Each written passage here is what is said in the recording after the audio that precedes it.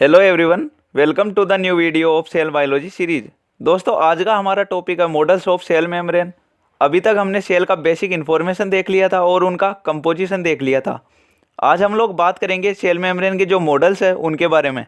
देखिए, cell membrane के 3 models हैं, लेकिन आज हम इस वीडियो में सबसे पहले बात करेंगे सबसे ज़्यादा इंपॉर्टेंट और हर साल पूछे जाने वाले मॉडल की। तो फर्स्ट अपन देखते हैं फ्लूइड मोज़ेक मॉडल। देखिए, सबसे पहले अपन ये समझते हैं कि फ्लूइड मोज़ेक मॉडल कैसा है। ये इसकी व्यवस्था, मतलब जो प्रोटीन्स व्यवस्थित है इस मॉडल में, इसके अनुसार इस मॉडल को समझते हैं।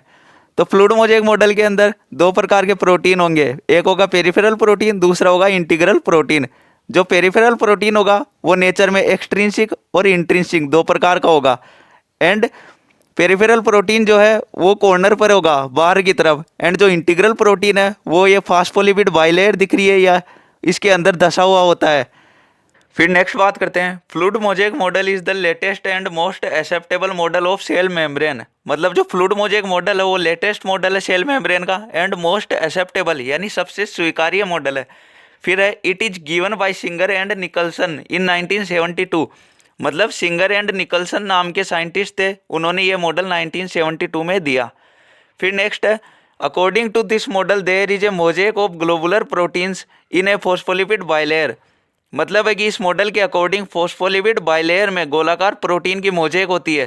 मोज़ेक मतलब एक पैटर्न होता है ग्लोबुलर प्रोटीन का। फिर नेक्स्ट है, there are 2 type of protein and protein provide structural strength to the cell membrane.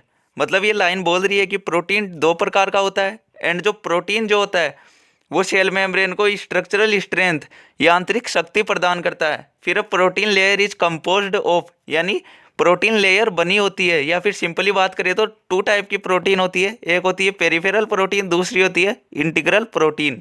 तो सबसे पहले हम बात करेंगे पेरिफेरल प्रोटीन्स की। समझते हैं पेरिफेरल प्रोटीन्स क्या होती है। पेरिफेरल प्रोटीन यानी परिधीय प्रोटीन।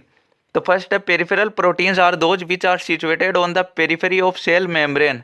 पेरिफेरी का मतलब हो जाएगा परिधि।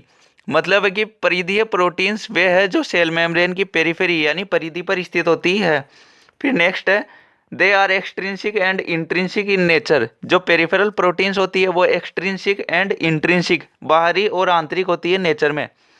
फिर नेक्स्ट है, they are bound with the electrostatic and hydrogen bonds.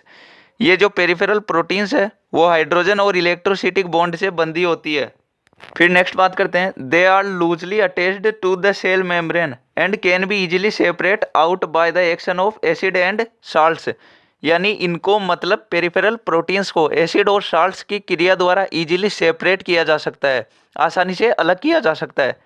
फिर है, peripheral proteins has receptors for hormones. Peripheral proteins जो है उनमें हार्मोन्स के लिए रिसेप्टर्स होते हैं। अब अपन नेक्स्ट बात करते हैं जो सेकंड प्रोटीन है, इंटीग्रल प्रोटीन। तो देखिए, integral proteins are those which are deeply embedded in thickness of the cell membrane. मतलब है कि इंटीग्रल प्रोटीन्स वे होती है जो सेल मेम्ब्रेन की थिकनेस में यानी उनकी मोटाई में डीपली एम्बेडेड, मतलब गहराई से दसे होते हैं। यानी ये प्रोटीन्स कोशिका झिल्ली की मोटाई में गहराई से दसी होती है। फिर नेक्स्ट है, they are tightly bound to the cell membrane so can not be separate out easily.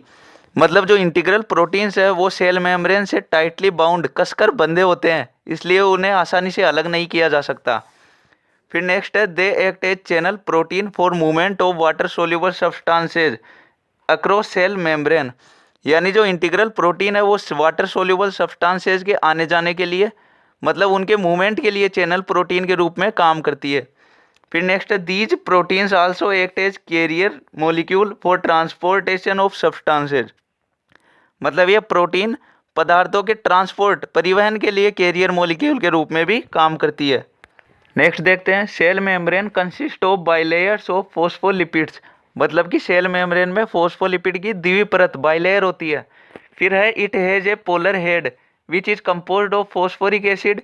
It means hydrophilic या वाटर लविंग इन नेचर। इसका मतलब है कि जो फॉस्फोलिपिड की बाइलेयर है उसमें एक पोलर हेड यानी ध्रुवीय सिरा होता है जो फॉस्फोरिक एसिड से बना होता है। इट मीन्स हाइड्रोफिलिक या वाटर लविंग। इसका मतलब हो जाएगा कि जो हेड पार्ट है वो हाइड्रोफिलिक या पानी से प्यार करने वाला, वाटर लविंग होता है head part. The head part lies toward the protein layer. जो हेड पार्ट, ये लाइन बोल रही है कि जो हेड पार्ट होता है वो प्रोटीन की लेयर की ओर होता है। फिर नेक्स्ट बात करते हैं, the tail part is composed of triglycerides. जो साइड में टेल पार्ट दिख रहा है उसके लिए बोला गया है, जो टेल पार्ट है मतलब पूंछ का हिस्सा, वो ट्राइग्लिसराइड से बना होता है। It is non polar and hydrophobic which means fears या हेट वाटर इन नेचर। यानी जो टेल पार्ट है वो नॉन पोलर और हाइड्रोफोबिक, जिसका अर्थ है पानी से नफरत करने वाला या फियरिंग।